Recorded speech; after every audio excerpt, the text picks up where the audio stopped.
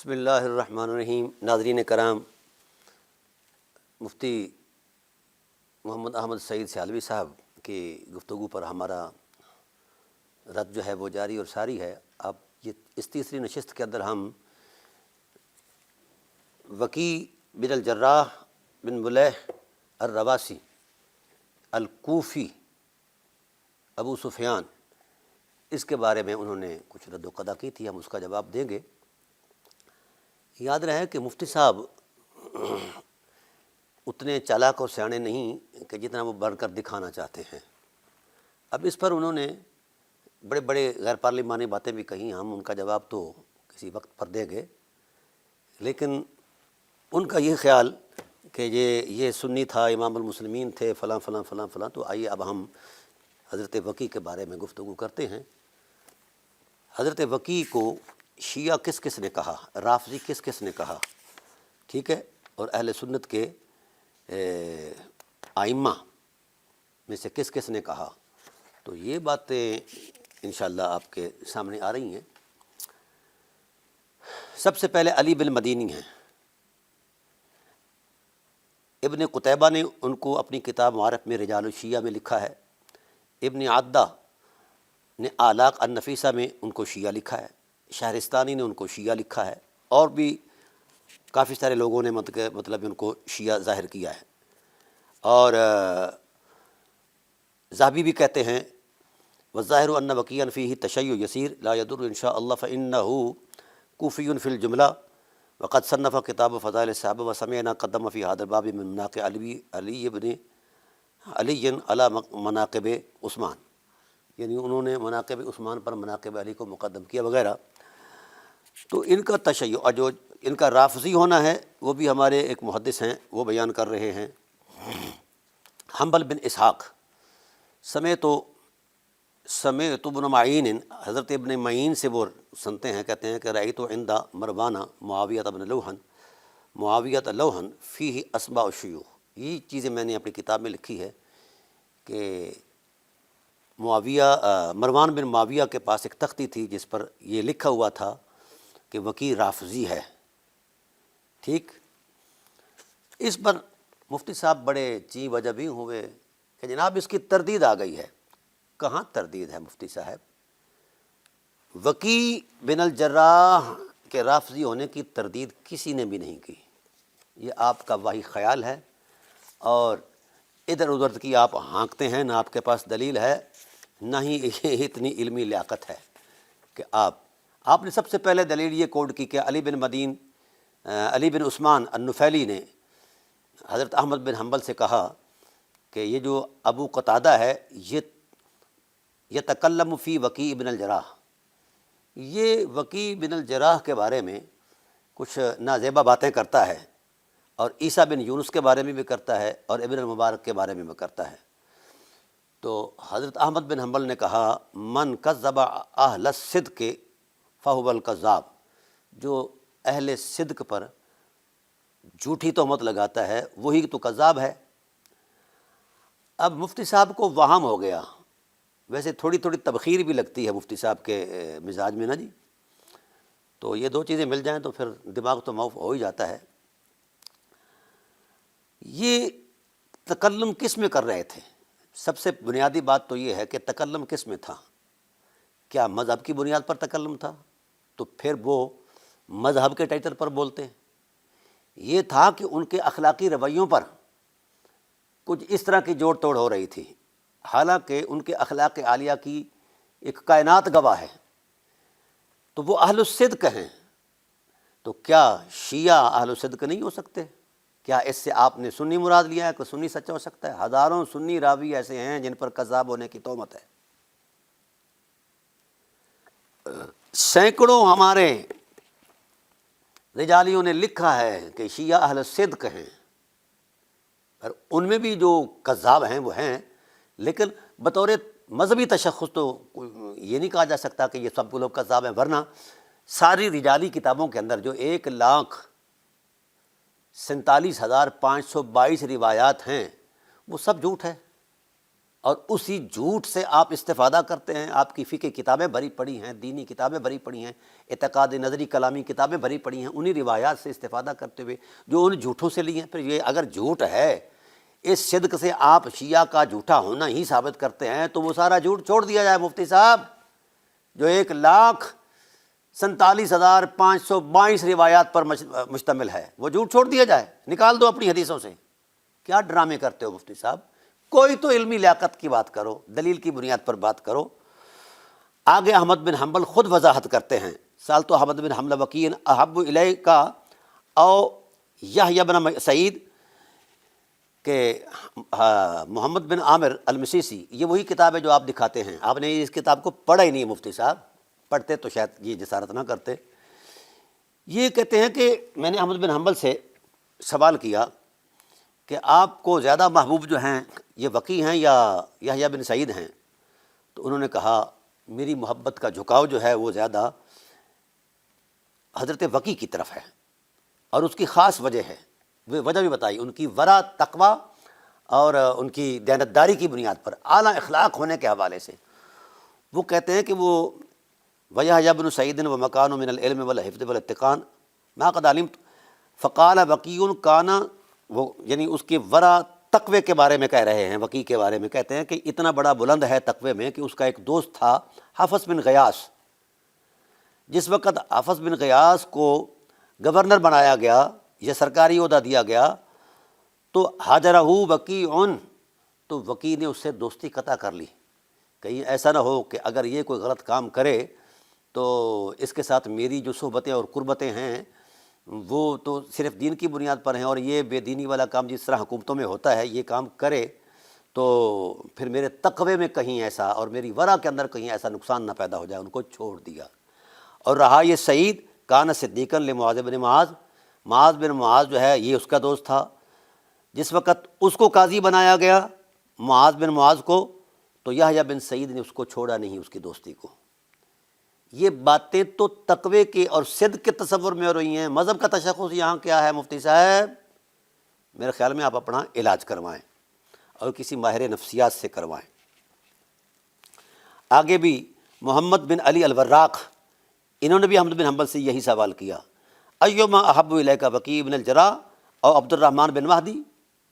ہاں جی, تو انہوں نے کہا کہ وکیع جو ہے یہ اس کا صدیق دوست تھا حافظ بن غیاث.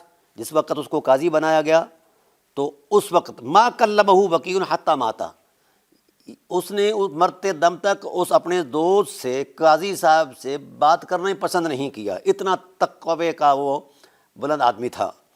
وعبد الرحمن فصدیق معاذ بن معاذ, یہ جو عبد الرحمن تھا اس کا دوست تھا معاذ بن معاذ. اس کو جب قاضی بنایا گیا, ما زال عبد الرحمن صدیق حتی مات, وہ مرتے دم تک اس کے ساتھ رہا, دوستی رہی اس کے ساتھ, قاضی کے ساتھ. مفتی صاحب کچھ تو خدا کا خوف کر لو, مجھے بددیانتی کا تانا دیتے ہو. بددیانت تو آپ ہیں کہ بات کچھ ہو رہی ہے, ربط کلام میں کچھ ہے, سیاق کلام میں کچھ ہے, سباق کلام میں کچھ ہے. آپ وہ قطر بیونت کرتے ہیں, یہ دیوبندیوں پر آپ الزام لگاتے تھے کہ یہ بات ربط کلام سے قطر بیونت کرتے ہیں, ادھر ادھر کرتے ہیں, جملے نکالتے ہیں. یہ کام تو آپ نے شروع کیا ہے, کیونکہ آج کل آپ نے سیٹ بھی انہی کی سنبھالی ہوئی ہے. بہرحال وقد اوردا علی وکیع, اچھا جب وکیع کے اوپر پیش کی گئی جناب والا یہ قضا کہ آپ قاضی بن جائیں, تو انہوں نے کہا نعوذ باللہ میں یہ کام نہیں کروں گا. تو یہ جو چیزیں تھیں قبلہ, من کا ذبح یعنی طرز تکلم, ربط کلام, سیاق سواق یہ کہہ رہا ہے کہ ان کے صدق اور امانت پر اس نے کوئی کلام کیا, قتادہ نے, ابو قتادہ نے, لیکن انہوں نے اس کی تصدیق کی کہ کسی صادق اور امین شخص پر اس طرح کی گفتگو کرنے سے بندہ خود کذاب ہوتا ہے. تو مفتی صاحب بات کچھ ہو رہی ہے اور آپ نے کچھ سمجھا ہے, کچھ تو تھوڑا سا شعور کریں, کچھ تو حقائق کا بھی احترام کریں.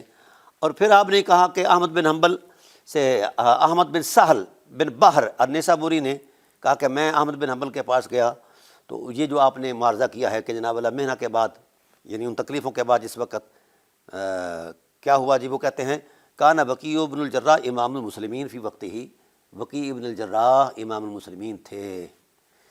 یہ تصدیقات آپ کا سینہ چیر رہی ہیں مفتی صاحب, کہ وہ شیعہ ہو کے بھی امام احمد بن حنبل نے ان کو امام المسلمین قرار دیا ہے، امام السنیین قرار نہیں دیا، امام المسلمین۔ تو کیا خیال ہے آپ کے نزدیک شیعہ اگر کافر ہیں تو پھر ان کافروں سے جو لی ہوئی روایات ہیں، 1.5 لاکھ روایتیں ہیں، وہ ان کو واپس کر دو یار۔ بھئی جن کو بے دین کہتے ہو انہی سے دین لیتے ہو، شرم آنی چاہیے یار۔ راوی تو کم از کم اپنے لے آؤ۔ میں نے تو کئی مرتبہ آپ سے کہا ہے کہ آپ کو ملیں گے تو یہ نہیں اس صدق اور امانت کے اور اتنی تباہر علمی کے راوی، آپ ایسا کریں کرائے پر رکھ لیں، ٹھیکے پر لے آئیں، یا ادھار مانگ لیں کسی سے راوی، کچھ تو کریں۔ آپ کے پاس تو کچھ بھی نہیں ہے۔ اچھا، یہ وجاء فی المیزان وقال یحییٰ بن معین وجدت عند مروان بخطہ وکیع محدث رافضی فقلت له وکیع خیر من۔ اچھا، یہ کیسا ڈرامہ آپ نے پیش کیا مفتی صاحب کہ وکیع کو جب حضرت یحییٰ بن معین نے دیکھا کہ مروان بن معاویہ کے پاس ایک تختی ہے جس میں شیوخ کے نام لکھے ہوئے ہیں کہ فلاں رافضی ہے، فلاں فلاں ہے، فلاں فلاں ہے، وکیع بھی رافضی ہے، تو یحییٰ نے کیا کہا؟ فقلت له وکیع خیر منک۔ او مفتی صاحب کدھر آپ کا دماغ پھر گیا ہے؟ آپ نے اس سے سنیت مراد لے لی ہے؟ لا حول ولا قوت الا باللہ، وہ آپ سے بہتر ہے۔ یہ ساری پچھلی گفتگو جتنی بھی محدثین نے اور ناقدین نے اور جرح و تعدیل کے ائمہ نے جتنی بھی گفتگو کی ہے، اس ساری گفتگو میں ان کے اخلاقی حرمتوں کو بیان کیا ہے، علمی تباہر کو بیان کیا ہے، ان کے سنی ہونے کو کسی نے بیان نہیں کیا۔ کیا ڈرامہ بازی کرتے ہو مفتی صاحب؟ ڈرامے کا بھی کوئی طریق ہوتا ہے۔ آپ یہ جھوٹ بولنا کسی سے سیکھ ہی لیں یار کہ میں جعل سازی کر رہا ہوں، کوئی جعل سازی کا کوئی طریقہ ہی سیکھ لیں۔ آپ تو بے طریقہ ہی جعل سازی کیے جا رہے ہیں۔ تو خیر من کا، وہ آپ سے بہتر ہے۔ کس میں؟ یہ جو پیچھے گفتگو آ رہی ہے اور آگے بھی گفتگو جاری ہے کہ جناب والا وہ اس انداز کے تھے، وہ متقی تھے، وہ جناب والا متباہر تھے۔ ایک اور آپ کو نظیر پیش کرتا ہوں، آپ کی آنکھیں کھلے گی۔ سعید بن منصور نے کہا کہ وکیع جب مکہ میں آئے تو ملاقات ہوگی حضرت فضیل بن عیاض سے۔ حضرت وکیع جو تھے یہ بھاری بھرکم تھے، یعنی موٹا تازہ ان کا جسم تھا۔ تو فقیہ نے کہا ما ھذا السمن، یہ موٹاپا کیا ہے بھائی؟ وانت راہب العراق، تو اتنا متقی اور زاہد ہے کہ تجھے عراق کا راہب کہا جاتا ہے۔ وکیع نے کیا کہا؟ ھذا فرحی باسلام، یہ میری مسلمان ہونے کی خوشی کی یہ عظمت ہے کہ میں جب مجھے اسلام کی عظمت کی کوئی بات سامنے آتی ہے، دین کی حرمت کی، تو میرا جسم پھول جاتا ہے، میں تناور ہو جاتا ہوں، تندرست ہو جاتا ہوں اور بڑا موٹا ڈٹا ہو جاتا ہوں۔ ہاں جی، یہ میرا موٹاپا اسی وجہ سے ہے۔ اور ایک اور آپ کو بتاؤں حضرت وکیع کا مقام ہے۔ آپ کہتے ہیں کہ وہ شیعہ ایسا نہیں ہو سکتا، شیعہ آپ پر وہی نازل ہوئی ہے سنیوں پر؟ کوئی خدا کا خوف کریں یار۔ میں نے کئی مرتبہ نشاندہی کی کہ آپ کا اکثر مذہب جو ہے وہ اموی دین پر مشتمل ہے، نبوی دین سے متعلق ہی نہیں ہے۔ باتیں کرتے ہیں آپ۔ یہ کہتے ہیں کہ ایک مقام آیا بڑا حساس، جناب علی، وہ یہ تھا کہ حضرت محمد بن نعیم البلخی یہ کہتے ہیں ملیح بن وکیع بن الجراح سے وہ روایت کرتے ہیں کہ جس وقت میرا باپ لما نزل بابی الموت، جب موت کی وادی میں اترے تو اخرجہ الی یدیہ، اس نے دونوں ہاتھ میری طرف نکالے کفن سے۔ فقال یا بنی تری یدیہ ما ضربت بہما شیئا، یہ جو میرے ہاتھ ہیں نا، اس وقت کفن نہیں دیا تھا، کہ بھائی موت کی طرف جا رہے تھے، یعنی سکرات میں تھے، تو دونوں ہاتھ نکال کر انہوں نے کہا کہ میں نے ان ہاتھوں سے کبھی بھی کسی پر کسی پر مارا نہیں ہے، ضرب نہیں کیا، کسی کو ستایا نہیں، میرے ہاتھ اس آلودگی سے پاک ہیں اور میں دنیا سے پاک صاف جا رہا ہوں۔ تو مری کہتے ہیں وحدثنی داؤد بن یحییٰ ابن یمان، یہ کہتے ہیں کہ مجھے بیان کیا داؤد بن یحییٰ بن یمان نے کہ میں نے رسول اللہ صلی اللہ علیہ وسلم کو خواب میں دیکھا، تو فقلت، تو عرض کی یا رسول اللہ من الابدال، ابدال کون ہے اس وقت؟ آپ کے نبوی حجم کے اندر، نبوی ماحول میں ابدال کس کو کہتے ہیں؟ تو سرکار دو عالم نے فرمایا لا یضربون الذین لا یضربون بایدیہم شیئا، جنہوں نے کبھی کسی کو ہاتھ سے نہ مارا ہو، وہ ابدال ہوتا ہے۔ اتنا رحم دل ہوتا ہے۔ وَأَنَّ وَكِيعَ بْنَ الْجَرَّاحَ مِنْهُمْ، اور وکیع بن الجراح بھی ان ابدالوں میں ابدال ہے۔ آپ کی مہربانی، آپ نے شیعوں میں ایک ابدال کا اور اضافہ کر دیا۔ مفتی صاحب شیعوں میں ابدال بھی ہوتے ہیں، ٹھیک ہے؟ آپ پر وحی نازل نہیں ہوئی، نہ آپ کے کسی مطلب جگادری پر وحی نازل ہوئی کہ جو وہ کہہ دیں وہی حق ہے۔ یہ حقائق ہیں جو علماء اہل سنت اور محققین رجالیوں نے بیان کیے ہیں، یہ ہیں۔ آپ پکڑ دکڑ کے لے آتے ہیں جی ان کو مسلمین کا امام کہا گیا، کیا شیعہ مسلمان نہیں ہیں؟ اگر یہ مسلمان نہیں ہیں تو پھر ان سے حدیثیں کیوں لیتے ہو؟ چھوڑ دو، اٹھا دو، نکال دو ان حدیثوں کو جو ان سے لی ہیں۔ 1,47,522 حدیثیں جو ہیں وہ ان کو پھینک دو جو شیعوں سے آئی ہیں۔ او شکر مفتی صاحب کہاں بیٹھے ہو؟ دنیا کہاں سے کہاں چلی گئی، اور ابھی وہی بے بابا۔ پہلے علم سیکھو، تحقیق کا طریقہ کار سیکھو، تحقیق کی یہ ساری سیرتیں جو ہیں، یعنی کسی بھی جگہ ان کے سنی ہونے کی تصریح موجود ہی نہیں ہے، حد ہوگی ہے۔ اور جہاں جن لوگوں نے ان کو شیعہ کہا ہے، آپ اس کو یہ تردید کر رہے ہیں کہ جناب خیر من کا، اس سے تردید کر رہے ہیں۔ کو خدا کا خوف کریں یار۔ ہاں جی، انہوں نے کہا وکیع خیر من کا، وکیع آپ سے افضل ہے۔ یعنی یہ جو ربط کلامی ہے، یہ ساری چیزیں آ رہی ہیں مسلسل، جو فقہا بیان اپنا علماء جرح و تعدیل بیان فرما رہے ہیں، ان کی شخصیت کو، ان کی حرمت کو، ان کے زہد کو، ان کے تقوی کو، اور ان کی ورع کو بیان کر رہے ہیں، اور ان کی تقرب الی اللہ ہونے کو بیان کر رہے ہیں۔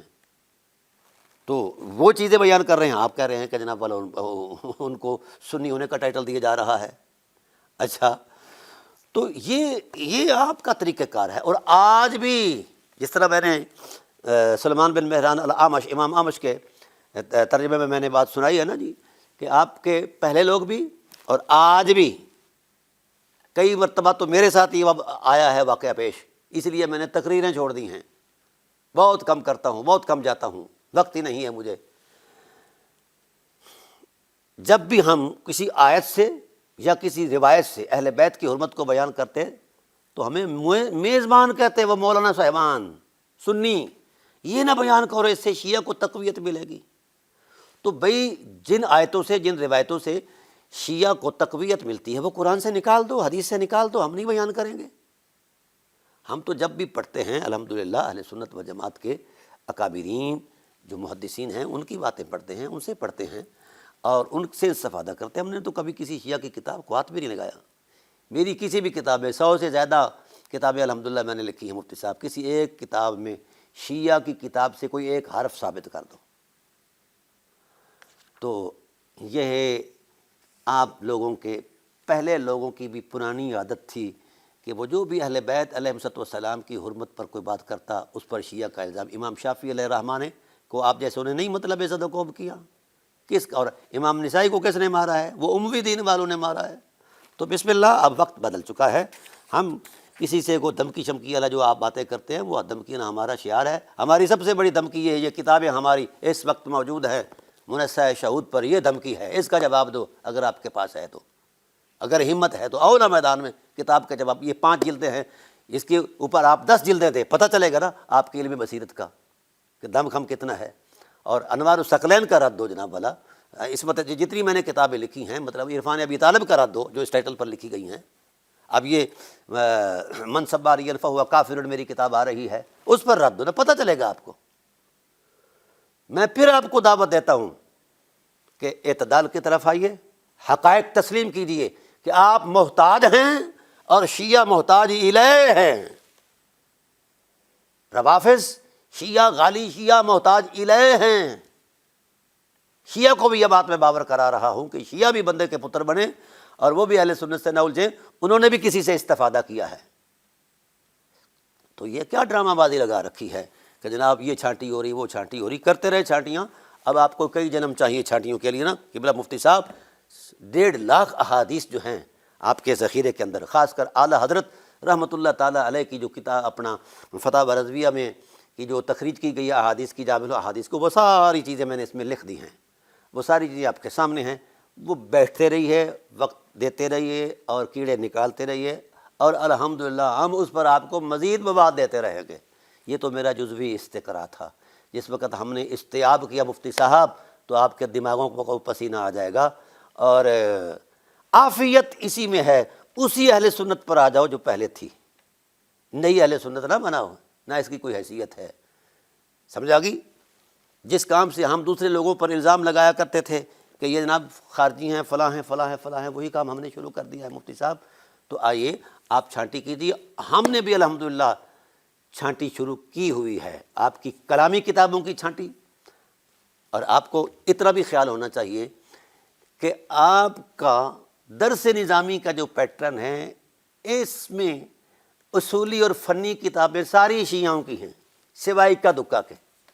آپ کو تو انگلی سے پکڑ کر علم کی دنیا میں چلانا سکھایا ہی شیعوں نے ہے۔ آپ کس کس کو شیعہ کہیں گے؟ اہل سنت کے علماء کو شیعہ کہیں گے۔ شیعہ کو شیعہ کہتے تھے تو کہتے رہتے تھے، لیکن ہمارے اس جو جد و جہد کا بنیادی داعیہ تھا وہ یہی تھا کہ آپ نے اہل سنت علماء، اہل سنت سادات، اہل سنت جو لوگ تھے ان کو شیعہ اور رافضیوں کے ساتھ نتھی کیا۔ تو یہ جواب ہے اس حقیقت کا، اور اس وقت تک فقیر جواب دیتا رہے گا جب تک کہ آپ کے لوگ ان سادات سے جا کر معافی نہیں مانگتے اور ان سے لکھوا کر نہیں لاتے کہ ہم ان کو معاف کر دیا ہے۔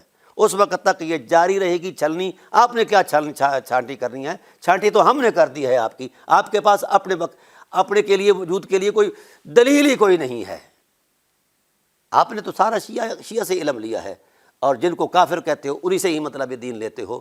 کم از کم دین تو اپنا بناؤ نا۔ آپ کے پاس پڑھنے کے لیے بھی آپ کا دین کوئی نہیں ہے، درس نظامی میں بھی آپ کا مطلب مقولات ساری شیعہ کی ہیں سوائے مرکات کے، علامہ فضل خیر آبادی علیہ رحمہ کے۔ تو اپنے گریبان میں جھانکیے تو انشاءاللہ آپ کو سچائی نظر آئے گی۔ انشاءاللہ ہم چھانٹی کے ساتھ ہیں، آپ کرتے جائیے۔ جس چھانٹی میں دلیل اور حرمت علم کا تقدس ہوگا ہم اس کو سر آنکھوں سے تسلیم کریں گے، اور جس چھانٹی میں آپ واویلا کرتے رہے ہیں یہ جس طرح کیا ہے تو ہم ایسی چھانٹی ماٹی کو ہم پاؤں کے تھلے لتاڑیں گے اور مزید چھانٹی کریں گے۔ یہ تو 1.5 لاکھ آئی ہے نا، ابھی مزید تجسس جاری ہے، انشاءاللہ انتظار فرمائیے۔ السلام علیکم ورحمۃ اللہ وبرکاتہ۔